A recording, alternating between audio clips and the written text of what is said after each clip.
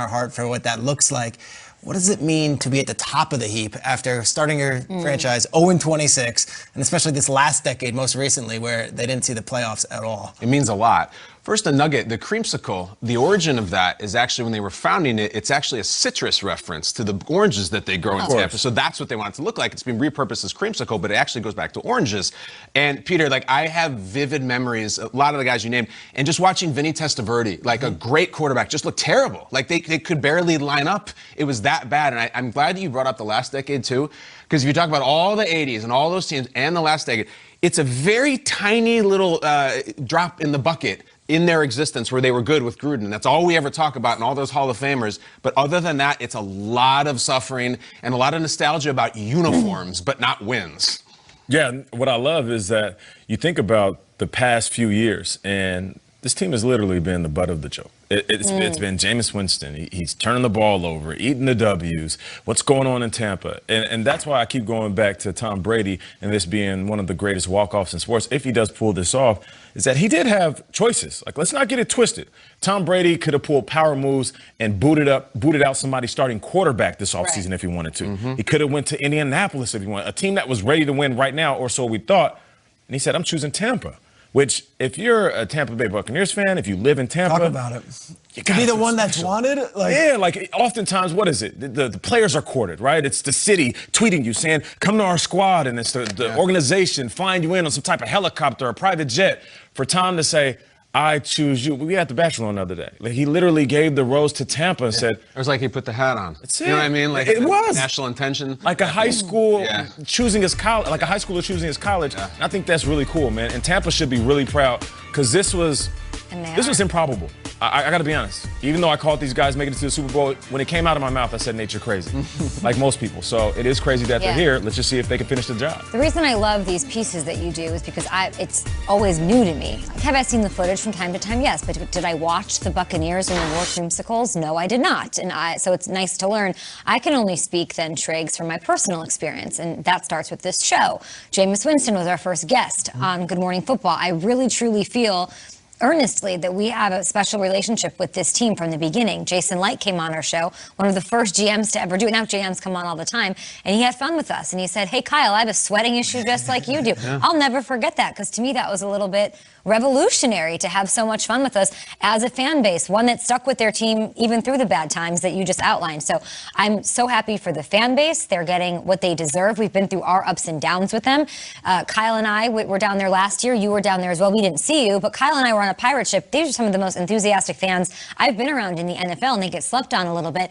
We get onto the field after we have the celebratory rah-rah. Me and Kyle are giving hype speeches to the fans, taking photos, wearing pirate hats. We go on the field. What happens against the Texans? First play, right? First play of the game, pick six. We're standing on the sideline, and we're like, and we look around, and all the fans are just like, it was the first play and the last play. Yeah, those are the memories that I carry, and that's just representative of what this has been for them. So just from personal experience, I couldn't be happier for this fan base. And the Glazer family took over in the early 2000s. They had this great run, and for that ownership group and for that front office, you mentioned Jason Light, a lot of those guys have been there through 3 different coaching staffs, Lovie Smith, Dirk Cutter, and now Bruce Arians.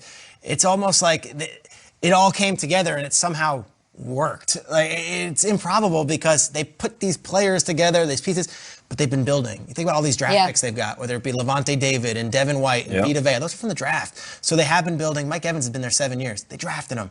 So it's not like it is an overnight success. Right. It was just they needed one guy. His name just happened to be Tom Brady. And what they're doing for inclusion, diversity, all of that, setting a precedent. And let's just give a quick shout out. I think all of us want to say the Tampa Bay Digital Department, their social media team, is second to none in the National Football League. So shout out to all of you as we talk Deshaun Watson. Going Bucks now? Easily swayed. Roll some Mahomes footage. Nate will be right back. You're right. Talk radio is all the rage for Super Bowl 55, so we're going to open up the phone lines and see what football fans think of the big game, some other storylines around the league. Okay, well, we are here. We've got weather in 10 minutes. It's about negative 90 degrees today. Yep. Anybody else feel that coming? Oh, yeah, it's what? Not great. And we'll talk weather. New York. We'll talk traffic on the which bridge? It's on the ones. No. What bridge? Oh, the bridge to Terabithia. Name a bridge in New York. Bridge to Terabithia. Verrazano. Todd Bridges. Lloyd Bridges. First up, we have a call from a gentleman. Okay, who is it? Vern? Vern has some thoughts on what the Jets should do this offseason. Vern, you're on GMFP Radio from Sunset Park. Hey, GMFB Radio. This is Vern from Sunset Park. First time, long time. I usually don't call in, but I see this. Deshaun Wilkins wants to get out of Houston. I want him on the Jets. Okay? Deshaun Wilkins, I love what he does. He throws the ball great. He's just a fantastic kid, face of the franchise, the whole thing. Sean Watkins, whatever his name, I don't know. Look, I don't know. I just, everyone's excited about this new coach. Robert Sally, I'm excited about him too, and I'm feeling good about being excited about being a Jet fan. So for the first time in 30 years, let's make a move. Let's do it. Let's get the guy. Get us Sean Williams, the quarterback from Houston. What do you say? Okay, Vern, I think you mean Deshaun Watson. Yeah. What do you think? Yeah, that was a throwback to a guy named Jerome from Manhattan. He was an everyday caller from WFAN, and he would be so passionate about what the Yankees should do, but he would always get the names wrong. He would call the Pope, or who'd he call? He would call Francesa, but really it was Late Night with Steve Summers, and he would just let it all out there, and Jerome from Manhattan. You get the names But wrong. in this one, I feel like Vern is representative of a lot of Jets fans.